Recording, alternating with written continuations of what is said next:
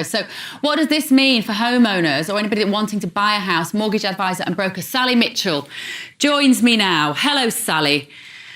Morning. Now, I don't want this to turn into an individual session but I have this problem. I won't be alone. There will be people at the moment who came off their mortgage rates just as the interest rates went up. I am one of those people. What would you advise us to do now? Do we go on to something fixed and then watch the interest rate fall down in the next 5 years? Do we go on to something flexible and then watch the interest rate go up? What do we do?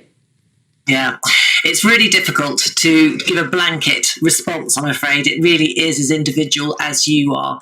Everybody's situation is slightly different. The best thing to do is get some good independent advice, which is why you use a broker, but I would say that. And look at your individual circumstances. You can fix for 2 years, 3, 5, 7, 10 if you want to. It really depends on your affordability, what you're trying to achieve, what your long-term plans and goals are as well.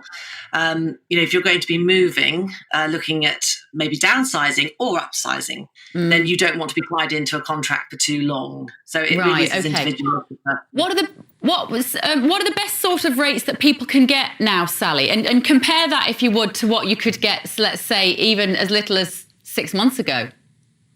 Yeah, it's changed so much. We now refer to those rates as sort of COVID rates, which is a really nice catch-all for them. We were seeing things at just under 1% not very long ago. It was crazy. And of course, as Andrew was saying, people got used to it. They think that's normal, and it's not. If you look at the history of rates in mortgages, they were unprecedented. Now, we had the mini budget that really fueled the fire, and fixed rate mortgages just went through the roof. Instead of 2.4%, you were looking at over 6%, and that was pretty much overnight. And in fact, even before they went up, thousands of products were taken off the market overnight because lenders had to withdraw, reevaluate, relaunch, and reprice. And of course, the prices they came out at afterwards were much, much higher. Since then, things have changed slightly. Sally, I was talking to somebody that works in property this week, and they were saying they're working on predictions that the average house price will go down by about 10% in the next year. Now, we've had in the UK, I think, haven't we worked off the principle that it doubles in price every 10 years? But that was very much a 1990s, 2000 phenomenon. What are your predictions now for the property market, would you say, in the next couple of years?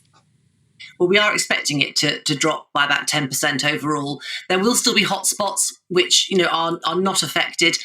And of course, to make that average of 10%, there will be areas of the country where it's slower, it's worse.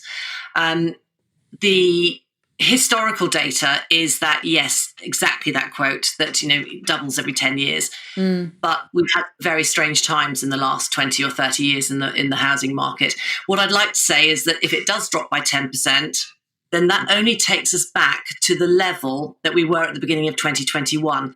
So we have to not panic, get it into a little bit of perspective. These things are cyclical. The markets go up, they go down, and we just happen to be on a downward trajectory at the moment. Yeah, and a real state of flux, doesn't it feel, for everybody, professionally, personally, on a micro level, all of our own bank accounts, there's a lot of uncertainty in what we can invest in, etc. And on a macro level, well, as we've heard today, still a lot of uncertainty. But thank you so much, mortgage broker there, Sally Mitchell.